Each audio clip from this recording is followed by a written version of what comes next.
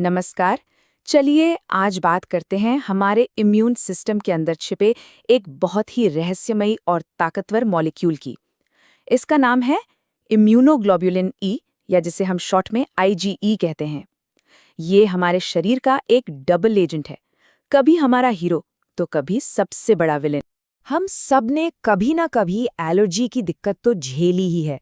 अचानक से छींके आना, आंखों से पानी बहना या फिर स्किन पे खुजली होना, ये सुनने में तो बहुत आम लगता है ना। लेकिन इसके पीछे हमारे शरीर में एक बहुत बड़ी बायोलॉजिकल ड्रामा चल रही होती है।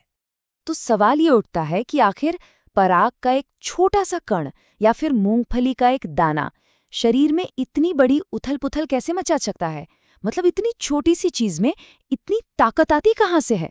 चलिए आज इसी रहस्य से पर्दा उठाते हैं। और हैरानी की बात तो ये है कि इन सभी खतरनाक रिएक्शंस के लिए जो मॉलिक्यूल जिम्मेदार है, यानी आईजीई, वो हमारे शरीर की कुल एंटीबॉडीज का 0.01% से भी कम होता है। सोचिए जरा, इतनी कम मात्रा होने के बावजूद इसका असर इतना जबरदस्त कैसे हो सकता है? ठीक है, तो इस पहेली को सुलझाने के लिए चलिए इस दिलचस्प मॉलिक्यूल की बनावट को थोड़ा करीब से देखते हैं। आखिर ये है क्या और ये काम कैसे करता है, ये जानने के लिए इसकी संरचना को समझना बहुत जरूरी है। तो इम्यूनोग्लोबुलिन ई या आईजीई एक बहुत ही खास तरह की एंटीबॉडी है। ये एक अकेली यूनिट के तौर पर काम करती है और इसके दो बिल्कुल अलग-अलग काम हैं। एक एलर्जी पैदा करना और दूसरा शरीर को पैरासाइट्स यानी परजीवियों से बचाना।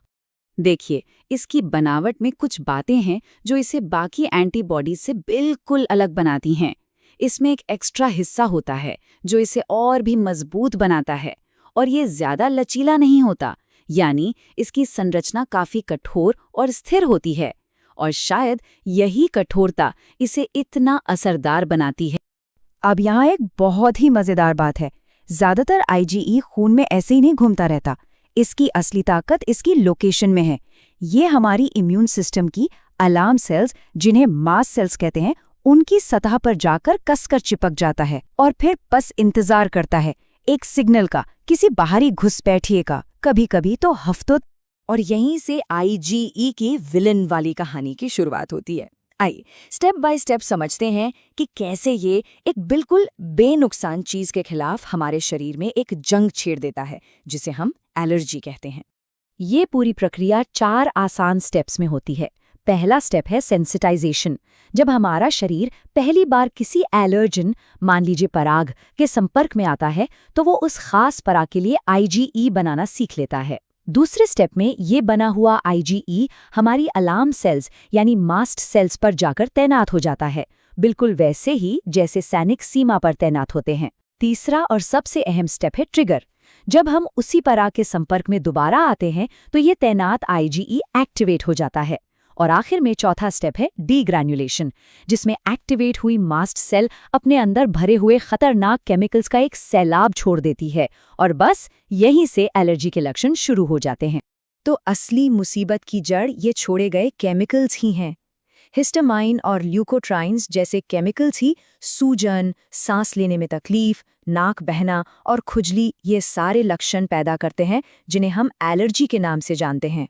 और जब ये रिएक्शन बहुत ज्यादा हो जाए, मतलब पूरे शरीर में एक साथ फैल जाए, तो ये एनाफिलैक्सिस का रूप ले लेता है। ये एक जानलेवा इमरजेंसी होती है जिसमें आईजीई की वजह से मास्ट सेल्स का इतना बड़ा एक्टिवेशन होता है कि ब्लड प्रेशर गिर सकता है और सांस लेना भी मुश्किल हो सकता है। लेकिन यहाँ कहानी में एक बहुत बड़ा ट्विस्ट है।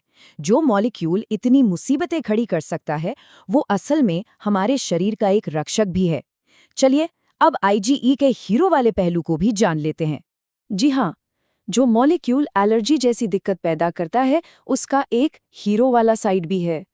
साइंटिस्ट्स का मानना है कि इसका असली काम शायद एलर्जी पैदा करना था ही नहीं, बल्कि हमें बड़े और ज्यादा खतरनाक दुश्मनों से बचाना था।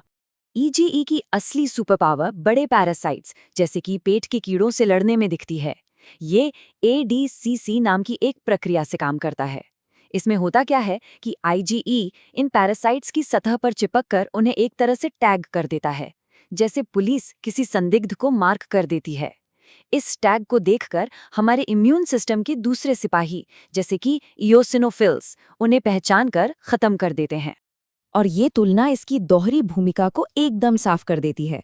एक तरफ जब इसका निशाना बेनुकसान एलर्जेंस होते हैं तो ये मास्ट सेल्स के साथ मिलकर एलर्जी की बीमारी पैदा करता है, और दूसरी तरफ जब इसका निशाना खतरनाक पैरासाइट्स होते हैं तो ये इयोसिनोफिल्स के साथ मिलकर हमें सुरक्षा देता है ना कमाल? तो सवाल ये है कि जब ये रक्षक ही मुसीबत बन जाए तो इसे कंट्रोल कैसे किया जाता है? चलिए अब इसके क्लिनिकल पहलू को समझते हैं, यानी डॉक्टर्स इसे कैसे मापते हैं और इसका इलाज कैसे करते हैं। देखिए, खून में IgE का लेवल बढ़ना कई तरह की बीमारियों का संकेत हो सकता है, जैसे कि अस्थमा या एलर्जिक राइनाइटिस जैसी एलर्जी वाली बीमारियां, पेट में कीड़े होना या फिर हाइपर IgE सिंड्रोम जैसी कुछ दुर्लभ इम्यून बीमारियां।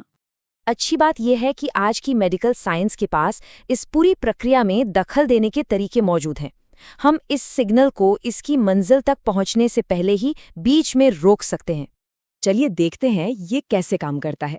ओमालिज़ुमैब जैसी दवाएं एक खास तरह की स्मार्ट एंटीबॉडी होती हैं। ये दवा खून में घूम रहे फ्री IgE को जाकर पकड़ लेती है और उसे हमारी अलार्म सेल्स से चिपकने ही नहीं देती।